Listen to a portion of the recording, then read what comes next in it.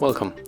If you want to set face unlock on your ZTE Axon 10 Pro, for the first go for the settings, then scroll down and enter security.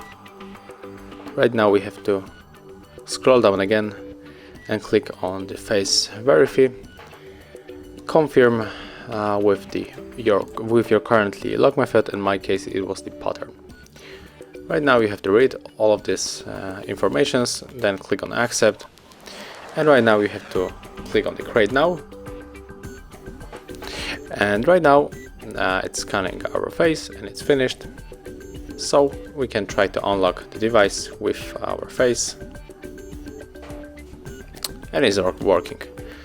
Thank you guys for watching. Leave thumbs ups, comments and subscribe to our channel.